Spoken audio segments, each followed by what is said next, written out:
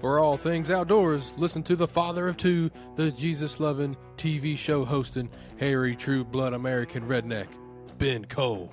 And listen to the outdoor filming, chef cooking, chocolate milk drinking, John Weissmuller. We are Rooted Podcast. Man, I'll tell you, the craziest thing's been going on. You know, we're talking about bow hunting on this particular episode. I have been chasing a 6-point for a while. And I mean, he is a bruiser of a 6-point. He is old. He has been beat up. Just a rough old He's rascal. been through it. One of his eyes got, one of his eyes got poked out the other night. And he's got a mass on his lower leg. And I thought, Wow. I'm going to have to get after this old boy. goodness. Dude, he's smart. So the wind was right. Everything was lining up to be perfect. Man, I've watched him for a long time on video or on camera. And the day of, I go and get in my saddle. Well, the wind Right. shifts halfway through the hunt. And I was thinking, golly bum, what an aggravation is this? I've been not hunting this deer because the wind was wrong for 2 man. weeks. And now it's finally right. I go in to hunt him, and it shifts halfway through. I was like, oh, the weatherman was wrong again. Wrong again, Johnny boy.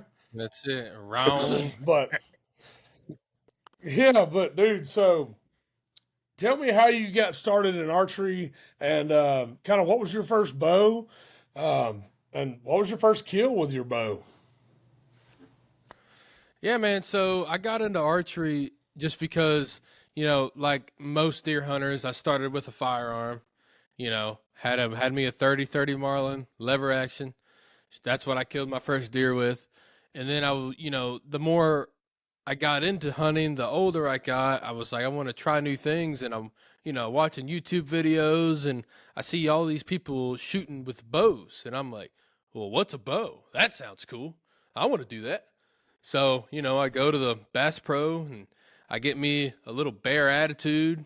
I saved up all my money for it. And of course, it came with everything, the whisker biscuit and the, stabilizer and the sights and the quiver. And, I bought a release. I bought a, 6-pack of arrows, some broadheads and field points and a little crappy target. And, I was ready to rock and roll, man. And then, so, I'm practicing and I'm watching videos and then finally, early October, I'm in a hang-on. I'm in this little creek bottom with 2 ridges on either side coming in. And here come a group of does. And I got this little Tacticam on so I can film my hunt, and be like all the cool people. And, this deer comes up and, dude, I pull back on this deer that's like 35, 40 yards away. I'm breathing, I'm burying my pin, I'm doing everything my dad told me to do. And I open, for whatever reason, I open my left eye and there's a deer like right there. I'm like, oh, well, you're way closer. Shift to that deer. One, top pin, let her rip, and that deer, I watched that deer fall over, and man, ever since then, I've hooked. That was, I don't know, 4 years ago or so, 4 or 5 years ago, whatever it was.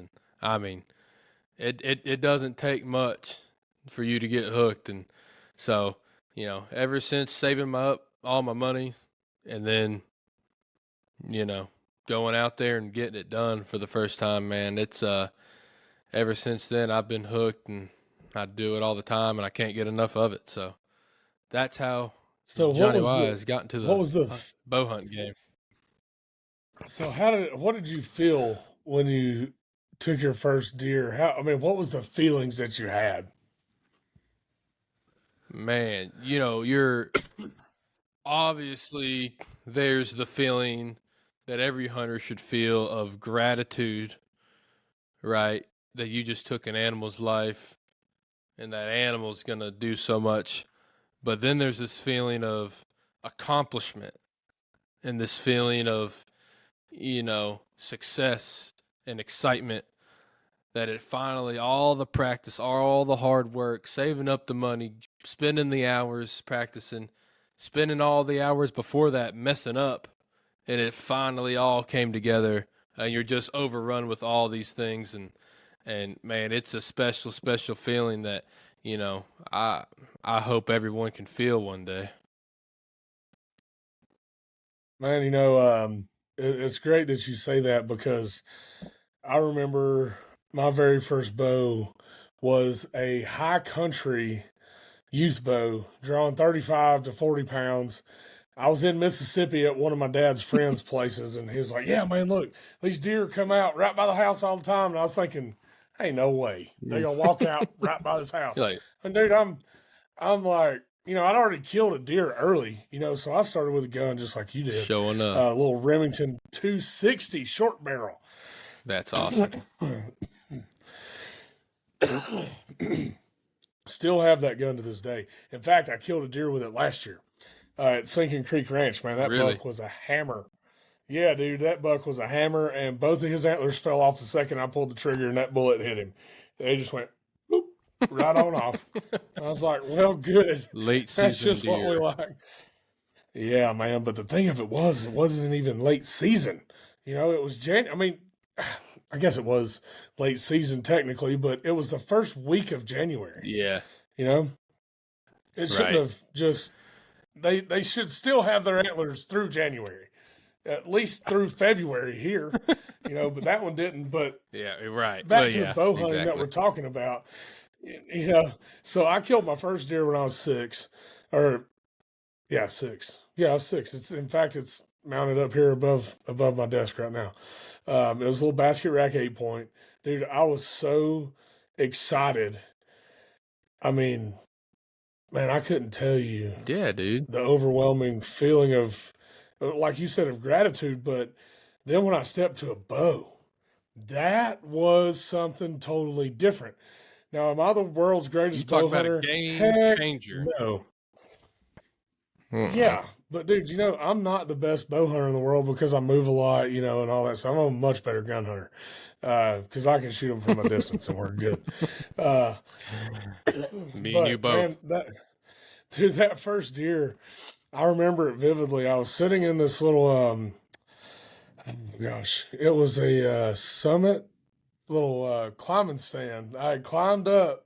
No, it was a ladder stand. My dad hung a ladder stand for me right on the edge of this field, right by the house we were staying in. And in fact, the guy's name was Mr. Upchurch. I'll never forget him. He was a Korean War veteran, and dude, he was a phenomenal human, and I respect him and thank him for his service. In fact, anybody else who served, man, I just have a lot of deep respect for him. But anyway, For sure. he told me, he said, "Man, those deers, they're going to come out right here, right at about dark." And I'd already been burnt twice over there because first time I was ready to get down and go eat a biscuit, and I let my bow down. Well, here comes 2 bucks just cruising right through. 15 yards imagine that. right on. I was like, "You've got to be kidding me!" I mean, but I was so young, man. I had no idea that deer still moved at 8 o'clock. I thought, man, they're gonna move right at daylight and right at dark, and that's it. No in between. Yep. But I learned a lot over the years, and I will never forget that first afternoon I drew back that bow and sank it in that old nanny. I thought, boy, I've really done it. I mean, I got so excited. And then I got nervous because I thought, Yeah, well, man. now I can't find her. I was like, well, gosh dang, I can't find this dang deer. And I'd never blood trailed deer before, so how should I have expected to be able to do that when I've never done it before? So I went off down Yeah. in the holler with Dad, and Mr. Upchurch was like, well, here it is, 40 yards from your tree. 40 yards That's from the tree. awesome, dude. Dude, Oh my Mark goodness. shot that deer, That's incredible. and then, you were on the hunt with me 2 years ago when we were in Oklahoma and shot that buck with a Mhm. bow. Dude, that is today still the best bow buck I've ever taken. And I think my shoulder is still sore from the fist pounding Yeah, it's going into that one. Hey man, listen, I will tell you this right now. If you do not get excited, you just need to put it up, buddy, because it ain't for you. You do. No, it ain't for you. It ain't for you at all, man. And you know, I just, I'm just But so thankful that God has given us so many opportunities over the years. And I was meaning to ask you. I mean, absolutely. what have you taken? What's your best buck with a bow? You saw mine because you were with me. We were filming together. Yeah, yeah. No, man, my best with buck with a bow is just this little tiny 6 point. It was actually limping, which is the reason I took the deer. It came into my food plot, man, and it would not put any sort of pressure on its front left leg, and it was in a bad way. And you know, like it or not, that deer was going to die a much more painful death than my arrow. So Hmm. I put it out of its misery, and but man, that's it. It's really just been does, and then that little 6 point that was injured pretty good, but man, still a phenomenal hunt and a phenomenal story, and a memory I'll never forget. That I can tell you that right now. I mean, it's on the wall, proud as could be. I promise you Yeah. that. Oh yeah, man. And to me, it's not necessarily about the size of the antlers of the deer. It's more about the age of the deer and the health of the deer too. I think there's a lot of things that go into effect on that. Yeah. Because Well, we have some pretty brutal winters here in Tennessee. A lot of people don't realize how brutal it can be here. Now we're not Midwest. it can We get don't get that rough. cold, but we're not the No, North no, cold no, either. no. But we can But still get still, really cold here.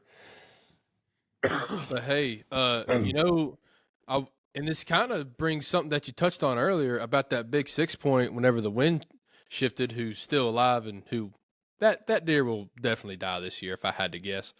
But the the point being is like it's kind of rare that two rednecks get excited about shooting an old 6 point, but it's just the fact of that it's an old mature deer and we're ready for it, man. I don't care if it's a six, I don't care if it's a unicorn, I don't care if it's a Alabama 11 pointer, baby. If it's 11 point. old, I'm Spike, I'm spike. all the way in.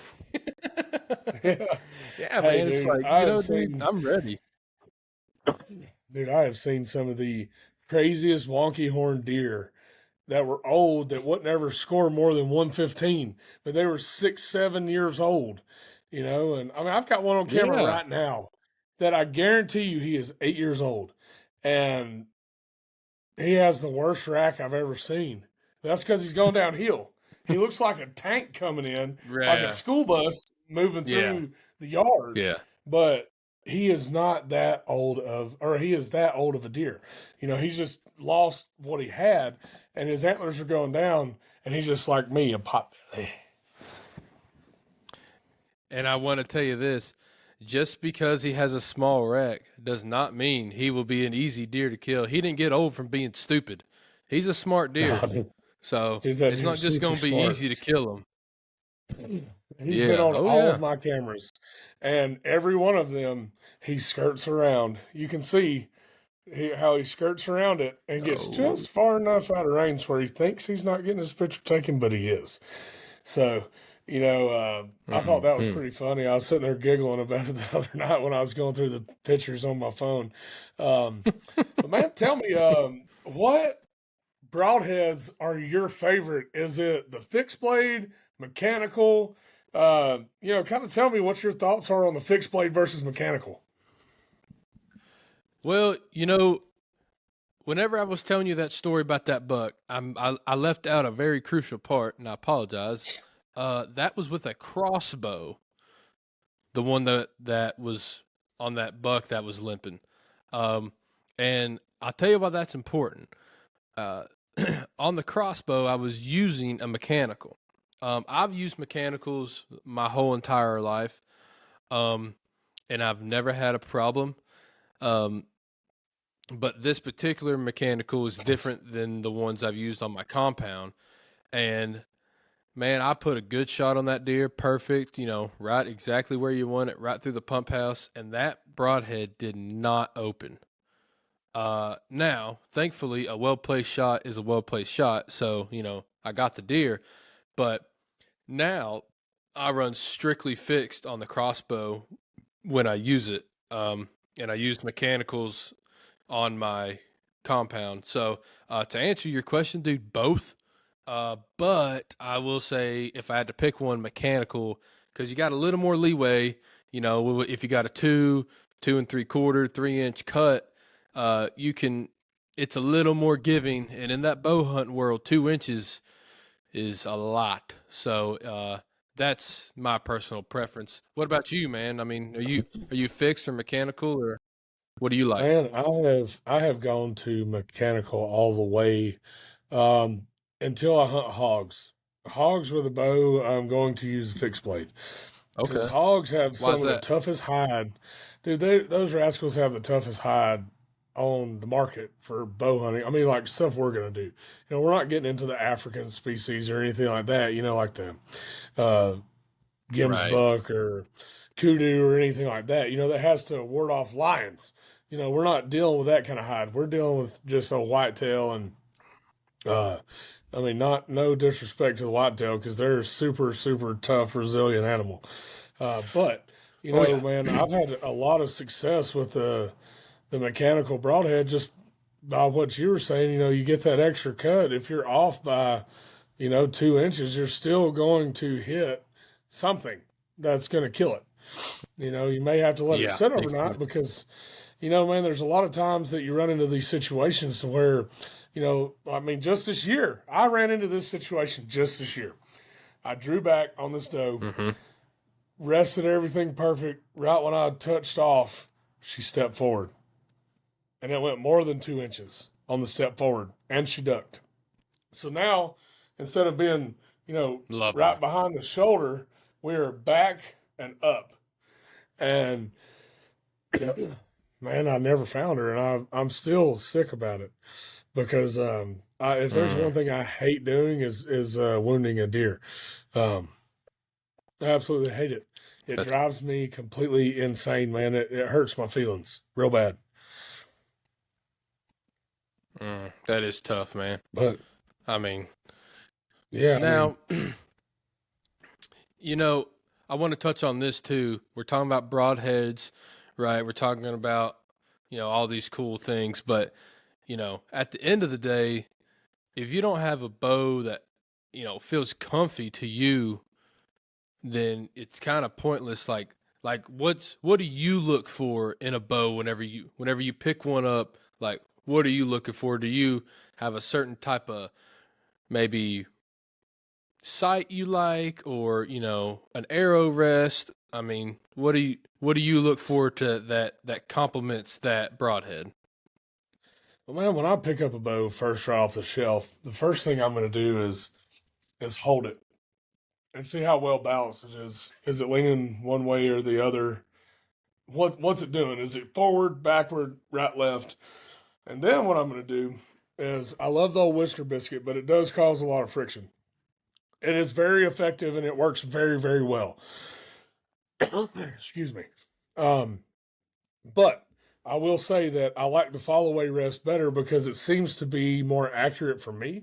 It may not be that way for everybody, Hmm. but for me, it is more accurate in what we're doing or what I'm doing. Some people like to use the other stuff, and that's great.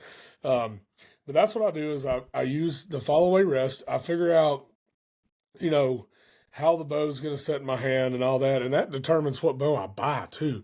Because if it's not sitting perfect in my hand and it's not balanced the way I like it, I'm probably not going to shoot it very well. So that's what I did. I went down to Top Bait and Outdoors down in, uh, I'm going to stop right there and redo that, man. Okay.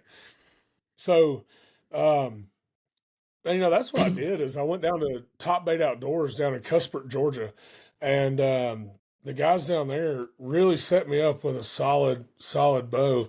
Um, Brock and Mr. Ray Lundy. Man, they're great dudes. Jason did a wonderful job setting up the bow. And to this day, it is still precisely on target. I was shooting the other day after I've been to Georgia and back to here. And that bow's been to and from with me and still shooting perfect, still right where it needs to be. And that's Nice. just a testament to what he is able to do as a bow tech, man. I mean, and that's important.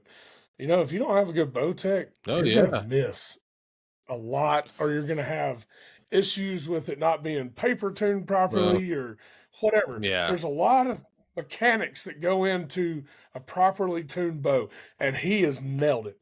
I'm telling you, dude, those guys down at Top Bait Outdoors, they have got it figured out on the bow side because, like I said, I haven't done anything Heck yeah. to the bow. I haven't touched it, haven't taken it to even get it paper tuned yet, and it's still shooting perfect. And there's no arrow wobble going Nice. through Well, after you dude, shoot or I anything mean, like that. you got to have a good teacher. You do. You do. It's just the truth. Yeah, man. So I do that. And man, this year I actually went, I'm not really a fan of a one pin sight because I don't like having to fidget with things and turn things. And some people do, and it works great for them, but it's just not for me. But what I did do Hmm. is I did end up going with a pin system that is stacked on top of each other vertically instead of being horizontally like that. So it's one, two, and three, but Okay. they're all sitting in front of each other. Um, and it's really, it's not bad at all. So I've got the 20, 30, 40, but then I can adjust it and still shoot, one pin at 60, number two pin at 70, and number three pin at 80 if I really felt froggy. Now, am I going to Uh, shoot that far with a I bow? got you. Absolutely not. I'm not shooting that far with a bow. I ain't going to. My max Me is either. 30 to 40 yards, and that's it. I am not shooting. If I want to shoot that far, I'm going to break out that 300 wind mag, sorry, for any game wardens that are listening. The only window it comes out of is my shooting house. That's right. Just a shooting house, Yeah. boys. Oh, yeah. That's it. Yeah, exactly. That's exactly what I meant. Yeah. Yeah, that's it. That's all we do. That- Come out the shooting house. So, what do you like to do, John? What do you enjoy the most about getting a bow set up, and do you prefer a crossbow over a compound? Tell me what your thoughts are on that. man, I mean, the what is your whole preference? process of it is really exciting, especially when it's brand new. Like, you go to your local bow shop or, whatever's there, and, hopefully you got a good bow tech, just like you do down there in Georgia. And man, they just get you all set up. And I'll explain it how I know it. As a trap shooter and as a bird hunter, a good shotgun means everything. And the people who bird hunt know that whenever you shoulder up a shotgun, some fit and some don't. It's just like a t-shirt, man. If it fits, it fits. If it don't, it don't. It's the same thing. When you put up that shotgun to shoot that pheasant or to shoot the turkey or the duck, you're a big time duck hunter. If that gun doesn't shoulder, I don't care if it's a $1,500 whatever with the baddest choke and the this and the that, and you got the $47 million shell in it, whatever. It's not gonna work because it doesn't work with you. It's the same thing with a bow. If you hold that bow and you anchor it, and you're like, man, I am just not comfy, then guess what? I don't care if you have the best sight and the best arrow rest and you got, $700 arrows. Yeah, I'm being, a drama queen here and a bit exaggerative, but you get what I'm saying. If it doesn't feel good, man, it's not going to shoot good for you. And that's the biggest thing that I've found in the process that I have loved is finding a bow that's for me. And, whenever I find a bow that's for me, and I have, it's just a feeling like no other whenever you get something that feels like an extension of yourself, and then you get it all together and you combine the minds with the bow tech, and then you watch that arrow just do exactly what you want it to do, and you put it right where you want it every single time. Man, it is so awesome. the whole process from top to bottom. So starting out to watching the arrow go where you want it is like no other. It's so fun. Yeah, man. So back to your point of the fitting like a t-shirt, especially when you're a fat boy like me, you got to have a t-shirt that fits right, or I look even fatter than I really am. Yeah, I'm not trying to look like a tube of sausage going down the street. Man, I'm telling you what, I ain't trying to look like I just rolled out of Willy Wonka's chocolate factory either. Yeah, buddy. Nope. Oh man, that's exactly right. Well, but yeah, man. you know, so you take that same approach. Sorry, Ben. So you just take that same approach into going and finding a bow, and I promise you, it'll work. Don't look at names. Don't look at prices. You know, first hold each brand, hold different axle lengths, and you will find the one that works for you. And then once you narrow it down to 5, 6, 7, 8, then you could start thinking about whatever else. But it's got to feel good first. So anyway, I didn't mean to cut you off. No, you're good, man. So when you talk about axle length, so man, I cannot shoot a 29-inch axle to axle bow. I can shoot it physically, but I'm not accurate with it because I have a 30-inch draw. And from what I've gathered, the pinch point on the arrow and the string at 30 inches with a 29-inch axle to axle makes it not as accurate as a 30 to a 33-inch axle to axle, which works better for me. Now, is it a lot harder to shoot with in a ground blind? Absolutely, because you got this long rascal trying to swing it through a ground blind and get in the window, and yep. But it shoots more accurately for me, and that's what I'm about. Like some of my buddies, man, they shoot 29-inch draw, or they have a shorter draw, and a 29-inch axle to axle works well for them. Yeah, and that's wonderful. Yeah, dude. That's the whole point of what you're talking about. I mean, you can shim a shotgun all you want to, but it's still not going to fit you perfect as it does when you just pick it up. It's like boom. When you put your cheek on that buttstock and you see the bead at the end of the barrel and it's perfect with both eyes, you're like, yep, there's my gun. Instant. It's just instant, like, yep, that is a killer right there. Same thing like you were talking about with the bow, man. It's exactly the same thing. And you try all types of bows. You were talking about the brands and stuff like that, but try the low end all the way up to the high end. Just see what fits you best and see what grip feels best in your hand, because everybody's hands are different. Every single person's hands on the face of the earth are completely different. You have some small, some large, some ginormous bear paws, and some intermediate. There's just a whole combination of things, But the thing of it is, if it fits you right, without doing anything to it, you're going to be more accurate and make better shots in the field. Oh yeah. And also you're going to be more confident, because one thing that we haven't touched on is how much of a mental game bow hunting is, and archery in general. Buddy. As I mean, dude, if you lose confidence, I don't care what bow or whatever, or what kind of release, anything, man. If you think you're gonna miss, you're gonna miss. You'll miss. Dude, it is such a mind game that if you're not out there practicing all the time, and this is a point I was going to bring up in a second, but I'm glad you did.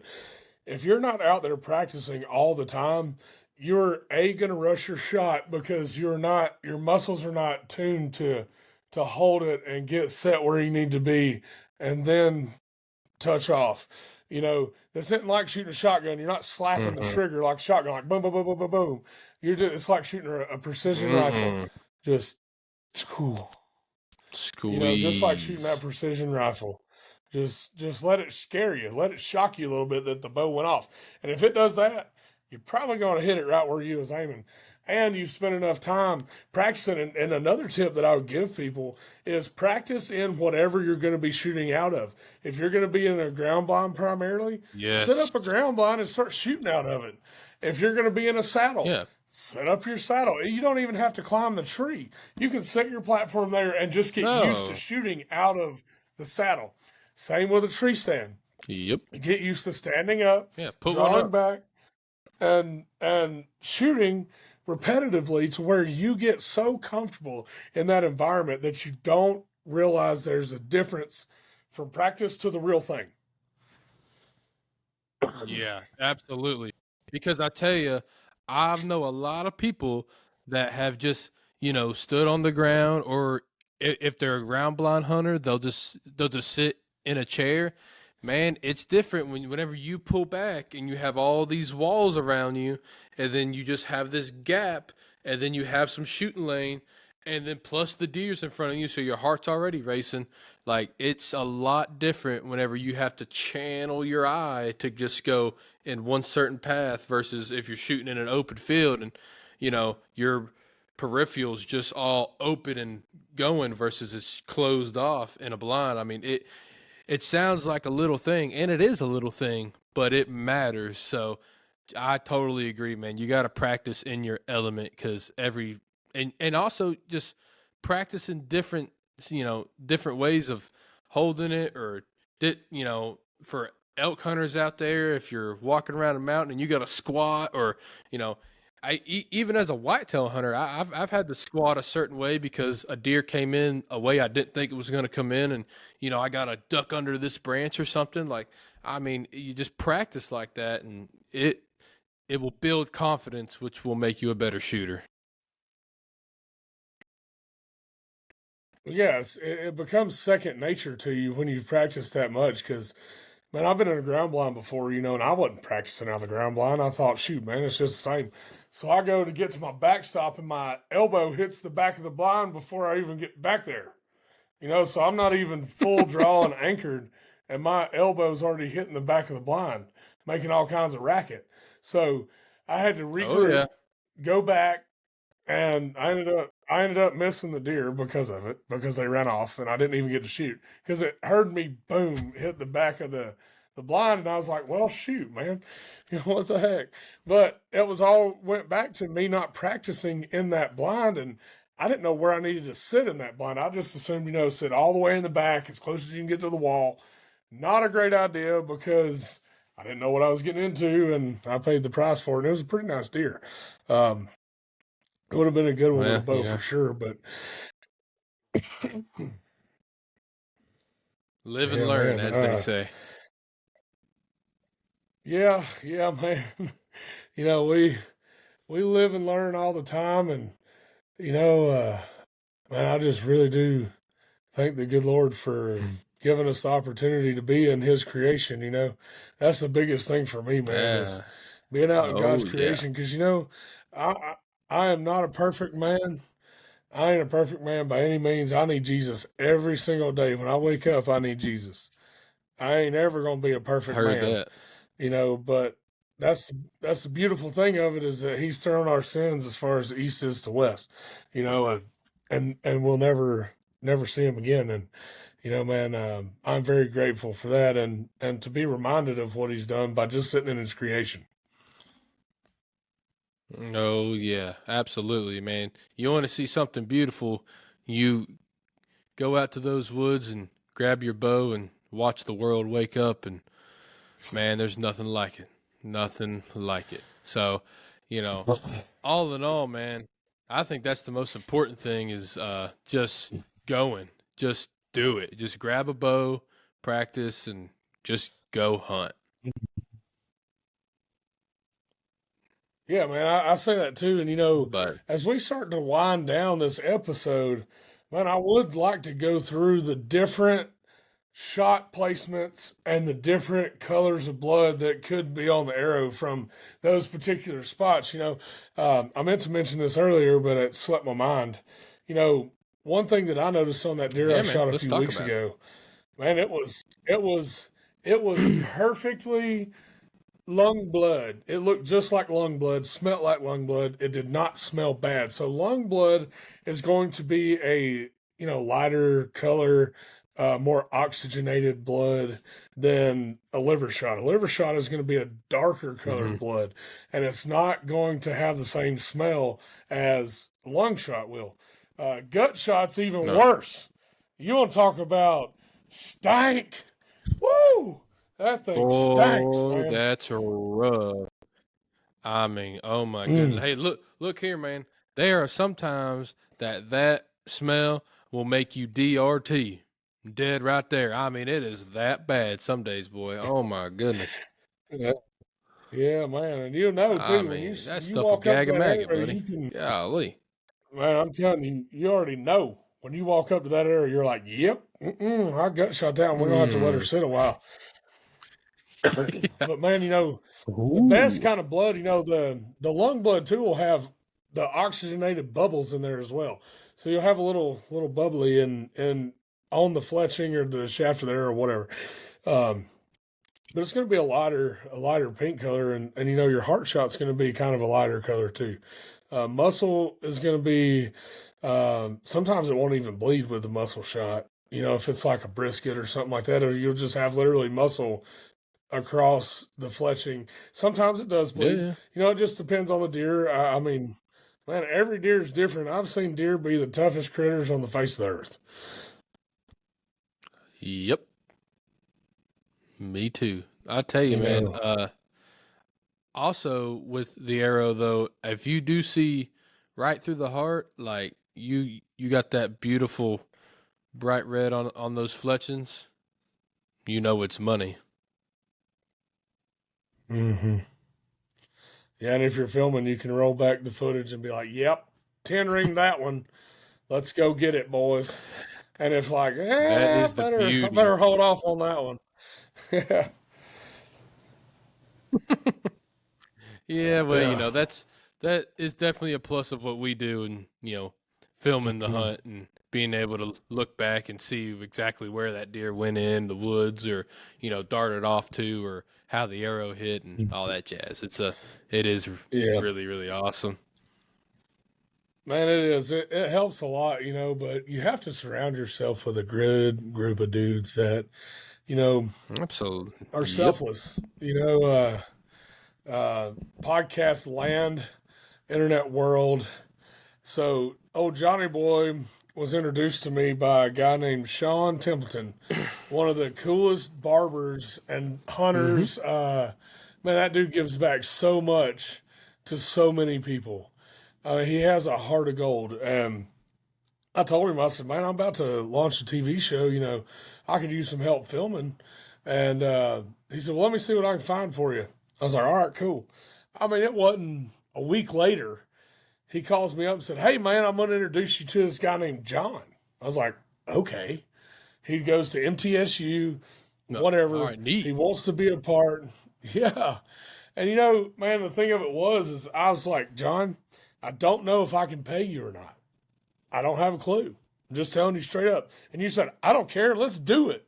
And, Yeah. dude, you know, we've been running ever since. And this is year 3 of the show. And, you know, that just is a testament to you and your character is, you know, man, you are the real deal. And I appreciate your friendship and what all you bring to what we're doing. Yeah.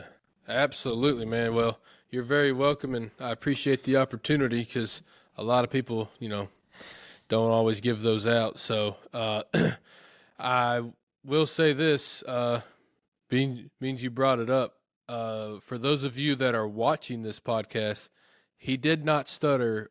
We did meet through a barber, believe it or not, looking at that hairy guy, the hairy, true-blooded redneck.